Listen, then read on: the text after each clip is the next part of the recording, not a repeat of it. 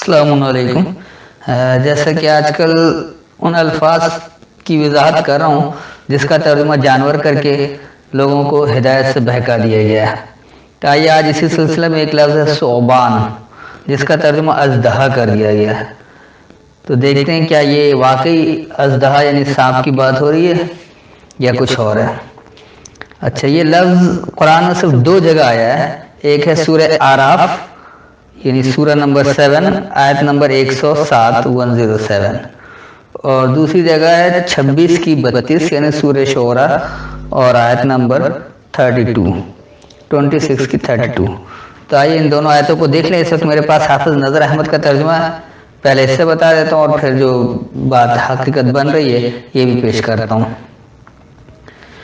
فَأَلْقَى عَصَاهُ فَإِذَا هِيَ ثُعْبَانٌ مُبِينٌ، پس اس نے ڈالا اپنا عصا اور اچانک وہ سانپ اژدہا ہو گیا۔ تو کیا ایسا کچھ ہو سکتا ہے کہ واقعی اس طرح سے صرف اژدہا جو ہے وہ اپنا عصا پھینکے اور اژدہا بن جائے؟ تو یہ آج بھی ایسا ہونا چاہیے، جبکہ ایسا ہوتا ہی نہیں ہے۔ یہ ہے کیا؟ فالقا، پس پیش کیا۔ القا کہتے ہیں ملاقات کرنے کو، پیش ہو جانے کو، سامنے لانے کو۔ تو یہ دراصل اصل میں پیش کرنا ہے، سامنے لانا ہے۔ عصاہو، اپنا سہارا، عصا کہتے ہیں سہارے کو۔ تو موسیٰ جس کے سہارے تھا اس نے وہ پیش کیا، یعنی موسیٰ اللہ کی کتاب کے سہارے تھا، لہذا اس نے اپنی کتاب پیش کی۔ فَإِذَا هِيَ، پس جب وہی ثعبان مبین، مبین تو کہتے ہیں واضح بیان کیے ہوئے کو، اور ثعبان کہا جاتا ہے پھیلے ہوئے کو، اسی لیے اژدہے کو بھی ثعبان کہا جاتا ہے کہ بہت پھیلا ہوا ہوتا ہے۔ تو پھیلا ہوا واضح ہے یا بیان کیا ہوا ہے، تو اس کا جو رواں ترجمہ بن گیا پس اپنا سہارا الکتاب پیش کیا، پس جب وہی بیان کیا ہوا یعنی واضح پھیلا ہوا ہے۔ اس کی تھوڑی سی وضاحت کے لیے اگر اس کی مزید دو آیتیں لے لیں گے کہ تھوڑا سا وقت لگ جائے گا، لیکن اس کی وضاحت ہو جائے گی کیونکہ یہ عصا کتاب کیسے بن رہی ہے یہ اگلی آیتوں سے واضح ہے کہ وَنَزَعَ يَدَهُ فَإِذَا هِيَ بَيْضَاءُ لِلنَّاظِرِينَ، اور اپنا ہاتھ گریبان سے نکالا تو ناگا وہ ناظرین کے لیے نورانی ہو گیا ہے۔ ایسی کوئی بات نہیں۔ وہ نزع، اور جو نزع ہے، تنازع ہے، نزع کہتے ہیں وہ جھگڑے کا معاملہ، تو یہ تنازع جو ہے یدہ اس کی قوت سے، فَإِذَا هِيَ، پس جب وہی بیضاء واضح ہو گیا، سفید ہو گیا۔ سفید وضاحت کو کہا جاتا ہے بیضاء، اس لیے انڈے کو بھی بیضاء کہا جاتا ہے، یہاں انہوں نے نورانی کر دیا، للناظرین، دیکھنے والوں کے لیے۔ تو اس کا جو رواں ترجمہ اور اس کی قوت سے نزع یعنی تنازع، پس جب دیکھنے والوں کے لیے واضح ہو گیا۔ قال الملأ من قوم فرعون ان هذا لساحر علیم، فرعون کے قوم کے سردار بولے بے شک یہ تو ماہر جادوگر ہے۔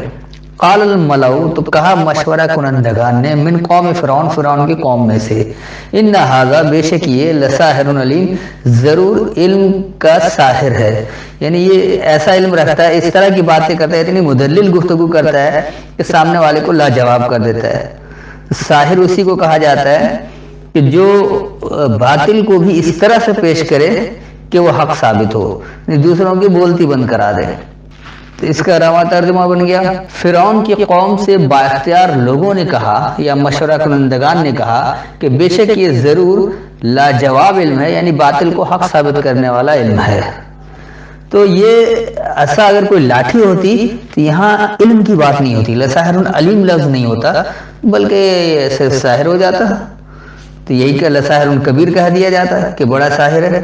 اگلی آیت اس کی مزید وضاحت کر دے کہ یرید ان یخرجکم من ارضکم فماذا تأمرون، چاہتا ہے کہ تمہیں نکال دے تمہاری زمین، سرزمین سے، تو اب کیا کہتے ہیں، ان تمہارا کیا مشورہ ہے؟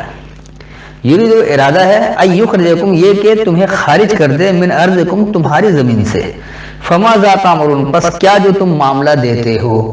تو یہ بات ہی دراصل دلائل سے ہو رہی ہے اور کتاب کی بات ہو رہی ہے، کسی لاٹھی کی بات نہیں ہے۔ تو میرے خیال میں اتنی وضاحت کافی ہے، گو کہ اس کی ضرورت نہیں تھی لیکن پھر بھی کر دیا۔